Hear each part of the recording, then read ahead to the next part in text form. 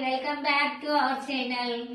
అందరికి నమస్తే అండి. నా ఛానల్ ని సబ్స్క్రైబ్ చేసుకున్న ప్రతి ఒక్కరికి పేరు పేరున ధన్యవాదాలు. ఇప్పుడు కొత్తగా చూస్తున్న వాళ్ళు సబ్స్క్రైబ్ చేసుకోండి. అందరికి సంక్రాంతి శుభాకాంక్షలు. నేను చేస్తున్న సజ్జ రొట్టెలు మా కర్ణాటక రాయచూర్ డిస్టిక్ ప్రతి ఒక్కరింట్లో జొన్న రొట్టెలు సజ్జ రొట్టెలు ఉంటాయి. సంక్రాంతి పండుగ అంటేనే స్పెషల్. జొన్న రొట్టెలు స్పెషల్, సజ్జ రొట్టెలు జొన్న రొట్టెలు. నేను చేస్తున్న సజ్జ రొట్టెలు ఇప్పుడు చూపెడతాను నేనేమేం చేయాలని.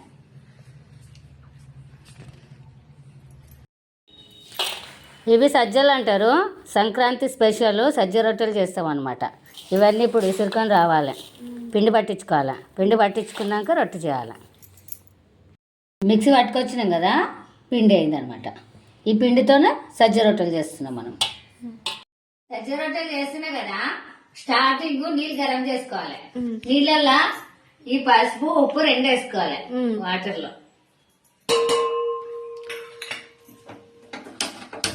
ఇవి వేడి చేసుకోవాలి. నీళ్ళు బాగా మరిగినాక పిండిలో కలుపుకోవాలి.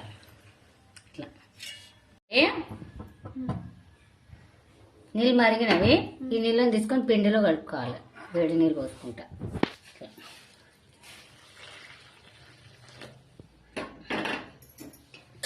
ఇట్లా కలుపుకోవాలన్నమాట.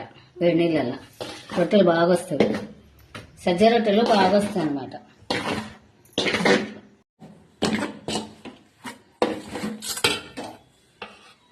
కొంచెం కొంచెం పోసుకుంటూ కలుపుకుంటున్నాను అనమాట. ఇట్లా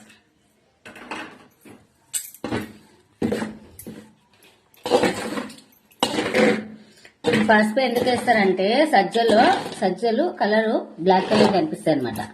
రొట్టెలు నల్లగా కనిపించాలని చెప్పి పసుపు వాడతారు. వాటర్లో పసుపు కలుపుకోవాలన్నమాట. ఇట్లా తడుపుకోవాలి పిండిని. రొట్టె స్టార్ట్ చేయాలి. ఇంకా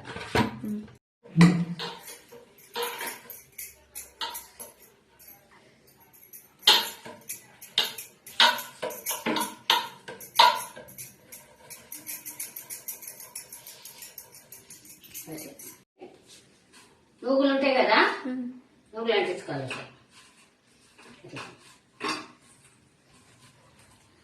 ఇట్లా నూగులు అంటించుకోవాలి.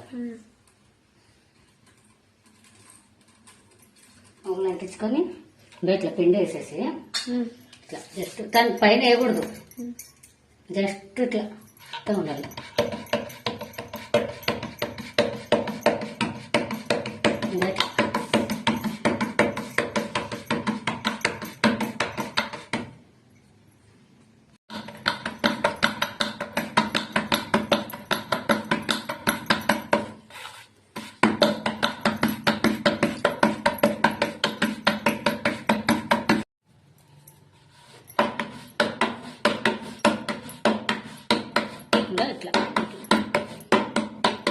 ఇట్లా రొట్టె అయినాక ఇట్లా తీసుకొని వేసి తడి బట్టి ఉంటుంది కదా, కొంచెం వాటర్ తీసుకొని దీనిపైన ఇట్లా ప్రెస్ చేయాలి. వాటర్ ఇట్లా సజ్జ రొట్టెలు అంటారు. ఇవి నూగులు అంటించిన రొట్టెలు సంక్రాంతి స్పెషల్ అన్నమాట. మా రాయచూర్ డిస్టిక్ లో ప్రతి ఒక్కరి ఇంట్లో ఉంటుంది అనమాట.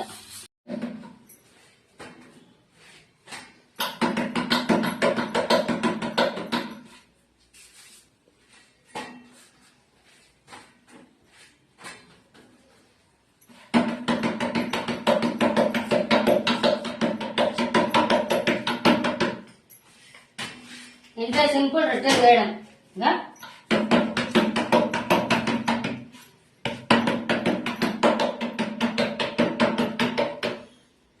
ఇదే సజ్జ రొట్టెలు అంటారు.